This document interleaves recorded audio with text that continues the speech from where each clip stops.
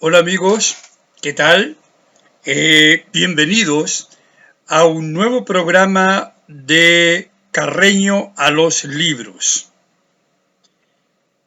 Hoy, 27 o 26, 27 de junio, desde Santiago de Chile, como siempre. Un día bastante feo en Santiago con mucho frío, ha llovido bastante. Pero bueno, eso no impide que estemos acá para hablar de literatura, para hablar de libros, que es lo que a nosotros nos interesa. Espero que el programa anterior de hace un par de días les haya gustado. Hablé sobre el romanticismo y las diferencias entre el romanticismo latinoamericano y el romanticismo europeo.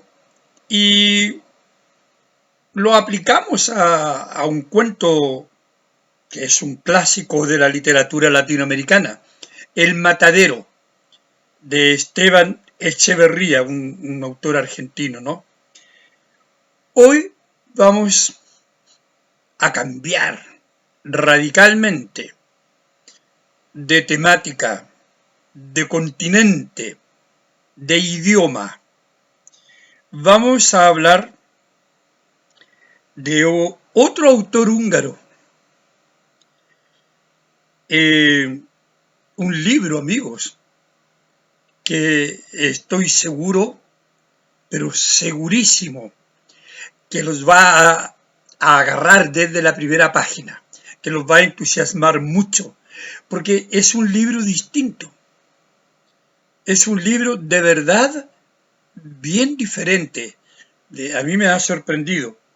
El autor es Frigyes Karinthy. Ahí está. Es la foto, ¿no? Es un señor que está boca abajo, se le ve la nuca, parte de los hombros, ¿no? Y la novela o el libro este de relato se llama Viaje alrededor de mi cráneo. Viaje alrededor de mi cráneo. Y el autor, como les dije, es Frigyes Karinthy. Lo presento de nuevo ahí, ¿no? Para que ustedes lo vean bien. Y está editado por Tusquets. Se alcanza a ver, ¿no? Abajo en el ángulo inferior izquierdo. Ahora, este es un libro que no es común, porque es un relato, yo no sé, una novela, yo diría que es un libro autobiográfico. Yo diría que más que autobiográfico es como la biografía de una operación al cerebro. Sí, amigos, pero es un relato apasionante. Apasionante. Ahora, ¿por qué es un relato apasionante? Porque Frigyes Karinthy, el autor, es un columnista húngaro. Hablamos del año 39, 1939. Es un columnista muy famoso, conocido incluso en otros países. Un columnista que tiene muchos adeptos. Tiene muchos amigos, muchos conocidos en el mundo del arte, en sus distintas manifestaciones, amigos, otros columnistas, escritores, políticos, gente que lo conoce de otras partes, de otros países. Entonces, de verdad es un texto que recoge la pluma de esta pluma de columnista que se escribe de un modo distinto, ¿no? Yo se los digo de verdad, cuando yo escribo un ensayo, lo hago de manera diferente a como escribo mis columnas. La columna llega a un público masivo, requiere de un lenguaje más directo, más denotativo, un lenguaje en lo posible donde la palabra signifique exactamente lo que quiere significar. No deja muchas opciones para la connotación, para la ironía, pero también se usa, por cierto. Pero es un lenguaje más directo, un lenguaje que llegue de manera rápida, rapidísima al público, que te pueda leer, decodificar. Pero cuando yo escribo un ensayo, el lenguaje es otro. El ensayo requiere normalmente una investigación previa, una lectura previa. La columna también, por cierto. El Frigyes Karinthy es un columnista social, escribe de todo en realidad. Y claro, yo puedo hacer esa diferencia con cierta facilidad después de tantos años escribiendo ensayos y escribiendo columnas. No solamente en Chile, también para fuera de Chile, que es lo que yo hago ahora en este minuto. De hecho, acaba de ser publicado hoy, me parece ayer, mi ensayo sobre la poesía de una poeta uruguaya. Está en la revista Contratapa de Uruguay. Yo hago una mirada semiótica de un libro de Lilian Irigoyen que se llama Tuya será la noche, un poemario bastante interesante, poemario breve, y yo he escrito un ensayo para ese libro donde analizo semióticamente esa obra, ¿no?, de esta poeta uruguaya. Y por eso les digo, Frigyes Karinthy sabe, es un tipo que tiene una experiencia larga como columnista, como escritor, y su libro es apasionante. Y comienza ya en el prólogo, ¿no? En el capítulo 1. Habla de que son los trenes invisibles. Así se llama el capítulo 1. Los capítulos son breves, entre paréntesis. Ustedes se los van devorando rapidito. No dice capítulo 1 ni capítulo 2, pero sí está con letras de imprenta, no mayúsculas. Claro, está todo con letras de imprenta en realidad. Con letras mayúsculas, los trenes invisibles. Y él está en marzo, dice, en el mes de marzo de este año, el día 10, ¿ven? La precisión, el dato, el detalle. El día 10, para más precisión, estaba una tarde en el Café Central de Budapest, ocupando mi mesa habitual cerca de una ventana, desde la que se ve de un lado la biblioteca de la universidad y del otro un banco, solo identificable por una placa que dice Casa Matriz.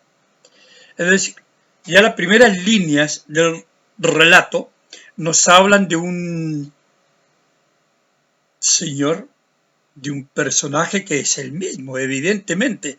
El personaje es Frigyes Karinthy.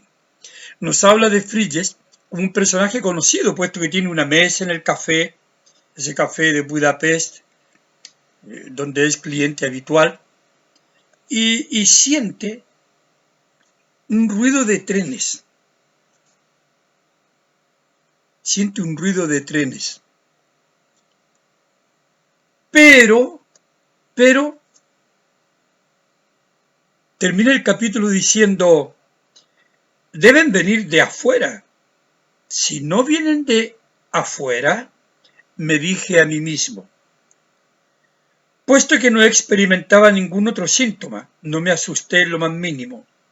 Solo encontré el fenómeno de lo más extraño y me dije que no había perdido la cabeza, no estaba alucinando, porque en ese caso sería capaz de pensar que se trataba de alucinaciones. El problema era otro. Ahora, en ese lugar, no pasaban trenes. no pasaban trenes. El último tren que vi por las calles de Budapest fue cuando tenía 7 años.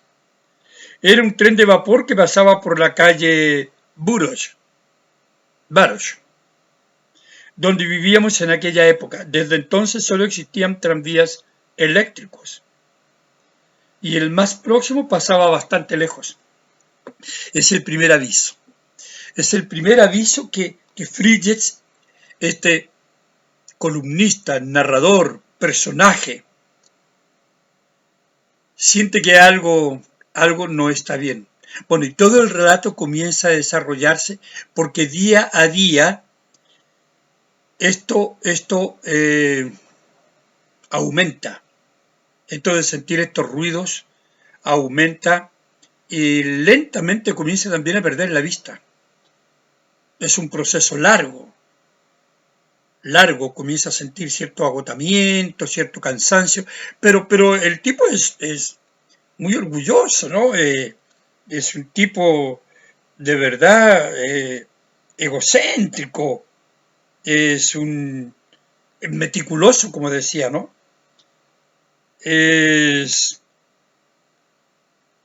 una experiencia que él narra con esta minuciosidad propia de los columnistas. Y Frigyes es un personaje de verdad brillante, pero es un personaje también que tiene mucha voluntad,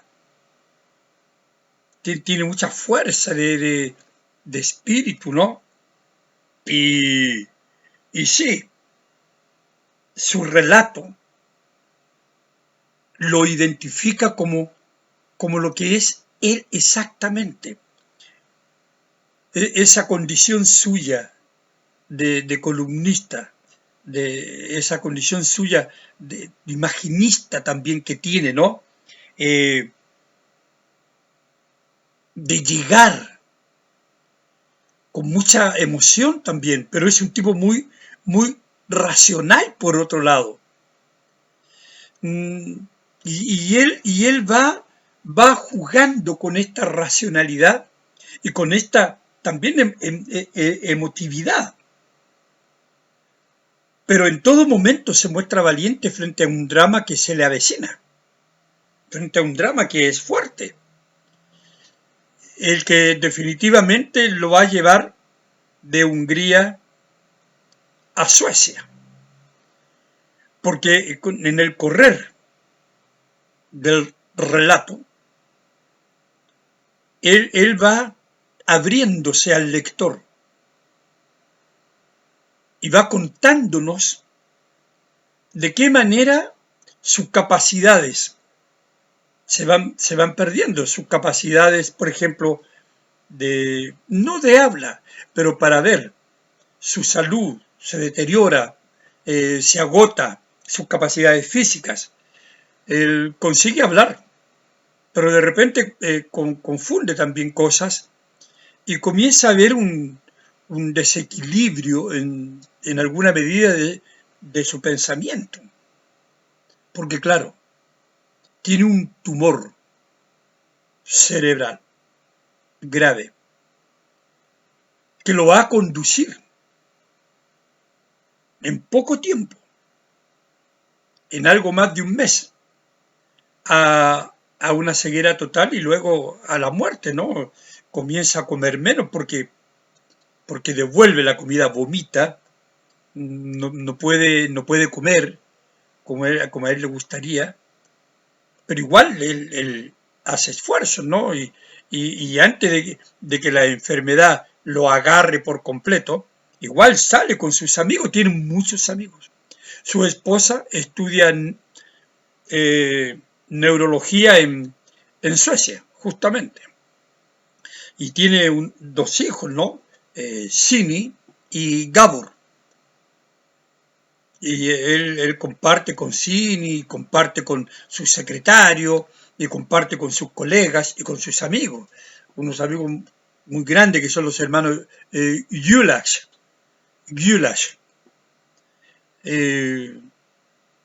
el preciso y el otro, tiene un apodo, les da nombre de acuerdo con las características de estos amigos, ¿no? Pero tiene otros, cientos de amigos. Entonces sale, toma su trago, come, en fin. Es un tipo que no se echa a morir hasta que ya las capacidades físicas no le permiten otra cosa que estar en una cama. Entonces, en determinado momento, los amigos, a todo esto, ¿verdad? En Budapest se los llevan al médico. Y los médicos comienzan a hacer miles de exámenes a la vista. Y ven que tiene como una platina, una capa en la vista, en los ojos, ¿no? Y eso va aumentando, aumentando, aumentando, y va perdiendo los niveles de visión, la capacidad de ver. Y bueno, lo ve un neurólogo, el oftalmólogo lo manda a un neurólogo, el más conocido de Europa, me parece que Jobs, algo así. Pero cuando ustedes lean la novela van a tomar todos estos nombres húngaros, amigos, que son complicados, ¿no? Y finalmente le dice que necesita operarse.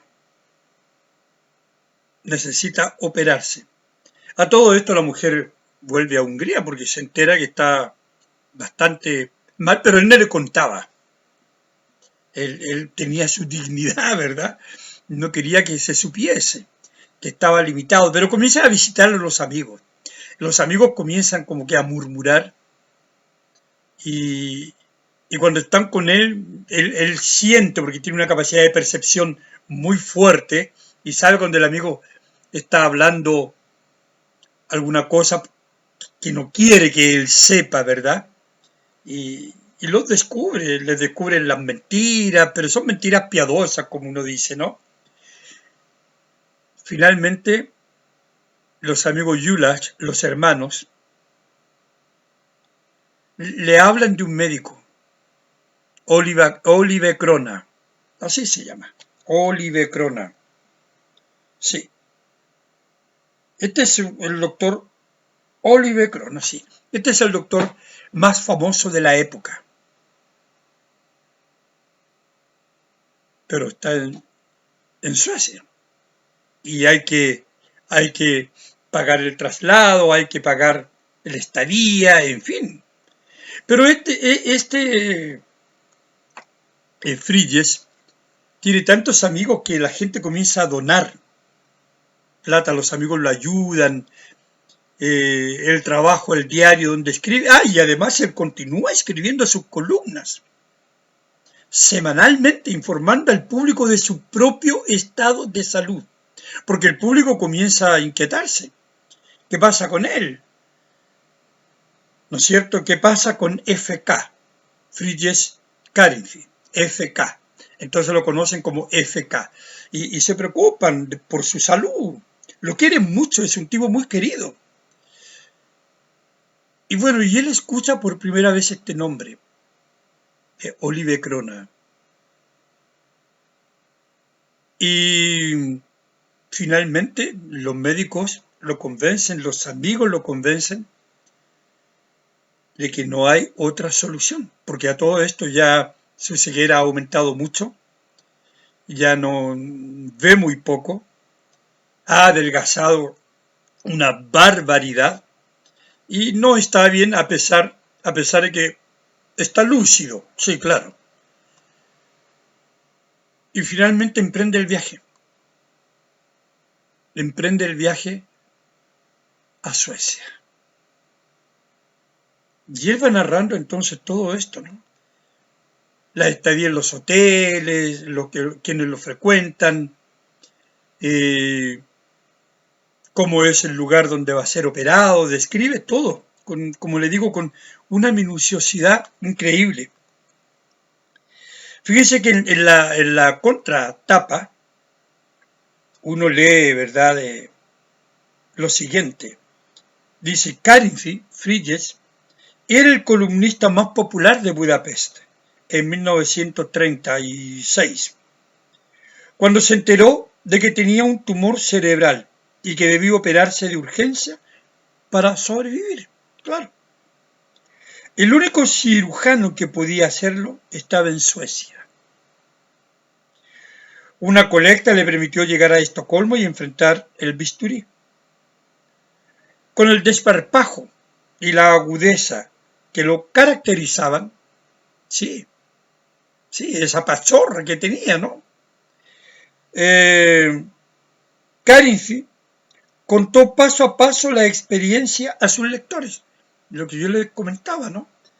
Iba narrando en sus columnas. Es increíble. A través de sus columnas semanal en la prensa. Meticuloso y alucinatorio, porque de verdad alucina con esta operación al cerebro, a su propio cerebro. El tipo, como les decía, oscila entre la ciencia, entre ser un científico y también esta cosa que está cercana al mito, ¿no? A la emotividad,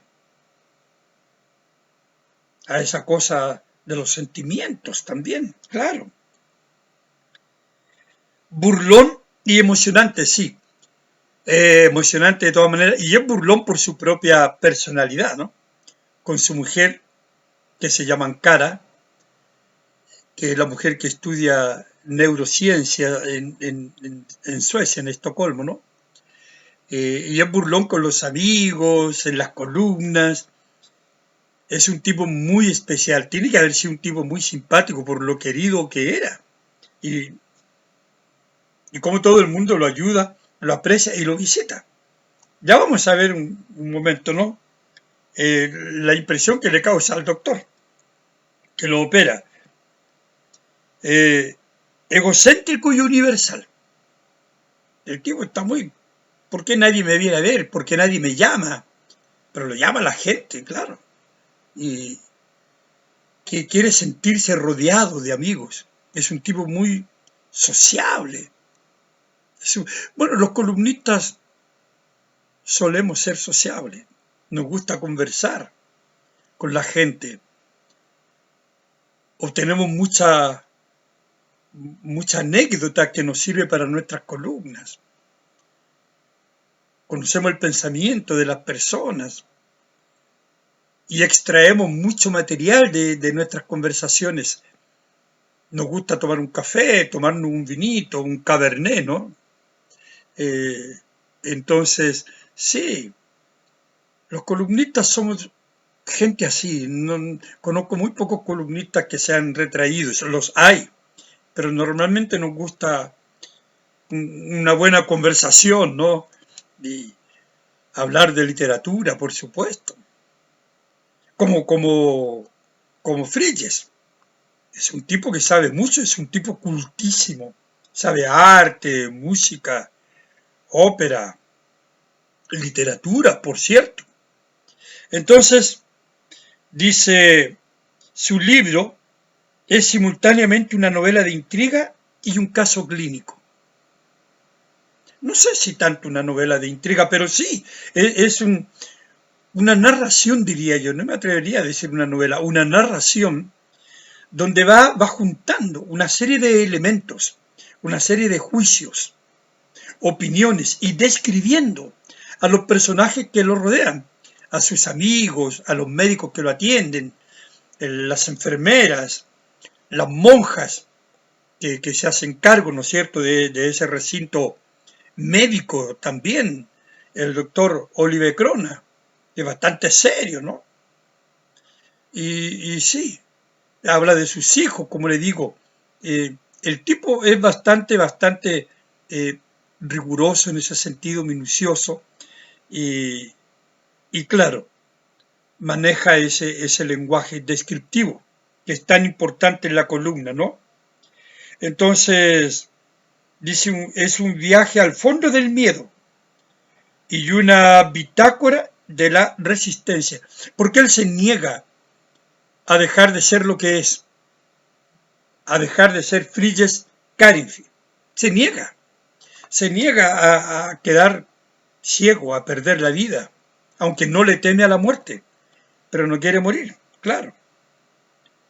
Y dice, ¿no? Se trata del chisporroteo de un espíritu brillante, dice, y el anticipo del derrumbe del humanismo que Europa padecería poco después, claro, porque viene la guerra, la Segunda Guerra Mundial, ¿no? Este quiebre de lo que es el sentido de lo humano que lleva a Europa al descalabro. Y fíjense ustedes que un gran médico, un gran cirujano, como Oliver Sacks, es un médico, yo lo conocía de nombre, he leído acerca de él. Él dice, también aquí en la contratapa dice, decidí ser neurólogo por un libro que leí a los 15 años. Ese libro fue después mi modelo, cuando yo mismo me puse a escribir. Se llama Viaje alrededor de mi cráneo y lo considero una obra maestra, el mejor retrato autobiográfico que he leído en mi vida sobre un viaje al interior del cerebro. Ese es el médico cirujano, neurólogo, perdón, el médico neurólogo, Oliver Sacks.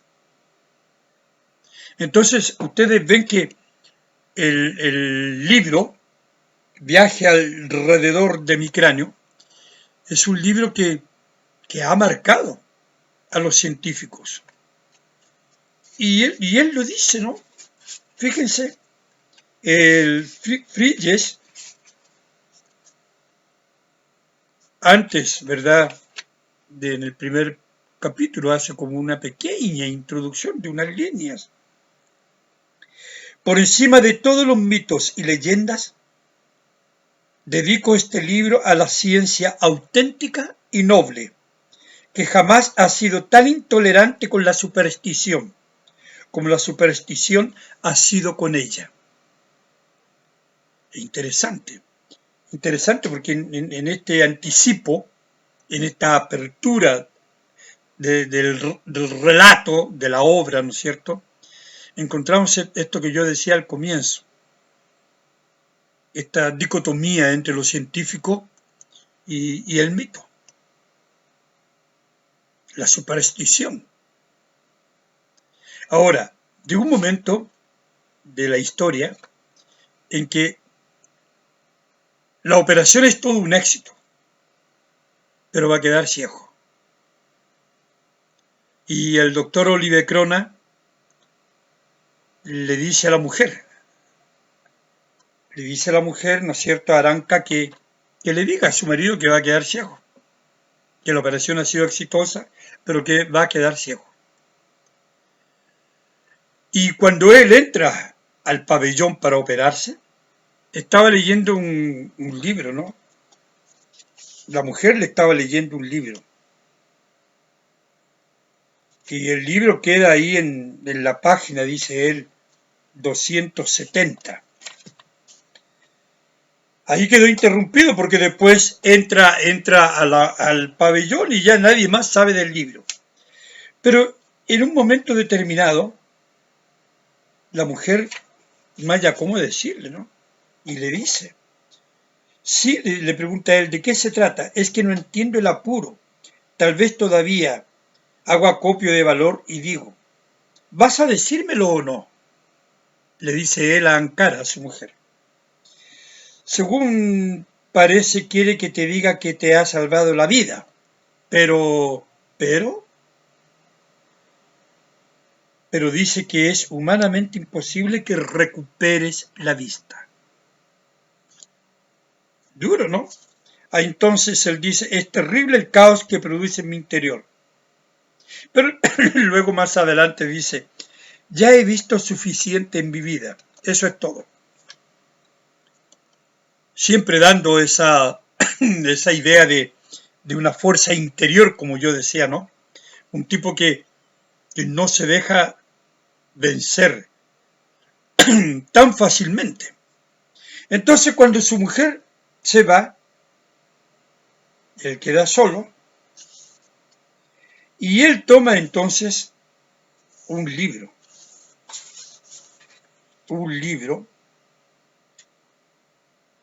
el libro que había quedado interrumpido. Es emocionante esa parte, amigos. Es emocionante esa parte. Y él dice, yo no soy ni héroe ni imbécil. No. ¿Quieren saber la verdad? Seguramente conocen la historia, dice, de Miguel Strogonoff, etcétera. Y cuenta la historia de Miguel Strogonoff, ¿verdad? Que queda ciego también. Es eso, prisionero por los tártaros. Y bueno, y le queman la vista, ¿no? Pero él llora en ese momento y de ver a su madre como es torturada, no sé si recuerda, y esas lágrimas lo salvan a Miguel Strogonoff. Bueno, él estaba leyendo José de Tomás Mann y había quedado en la página 273. Entonces quiere saber si de verdad está ciego. Es un momento súper emocionante, estamos al final del relato. Y toma la página donde había quedado marcada, bueno, y comienza a leer. Y llega la esposa, a la cual llama de esposísima, siempre, a cada rato. Y le dice, la esposa lo ve con el libro en la mano, y él le dice con voz tranquila, escucha. Y luego cuéntale al vikingo lo que vas a ver. El vikingo es el médico, ¿no? El doctor Olive Crona. Sin más preámbulo me puse a leer con toda naturalidad. Sus heridas cicatrizaron al instante, a pesar del tiempo pasado en el pozo, y la tumescencia de sus ojos había desaparecido. Con los ojos abiertos, bien abiertos, se volvió hacia sus salvadores y sonrió al ver su sorpresa. ¿Qué? Calle y escucha. Quitadle las ataduras y traedle leche para que se alivie, ordenaron. Y él bebió con tanta avidez que gran parte del líquido apenas entrado en su boca volvió a salir de ella, como de la boca de un recién nacido. Es decir, a pesar de todos los pronósticos del más famoso neurólogo, médico, científico del cerebro de la época, que iba a quedar ciego,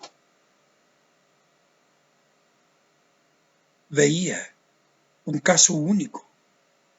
Entonces, amigo, el relato adquiere de verdad una orientación, un camino, adquiere un camino distinto porque uno se alegra muchísimo.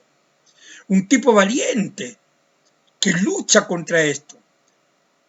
Se opone a morir, se opone a quedar ciego. Un tipo increíble. La operación es un éxito y él recupera la vista a pesar de todo.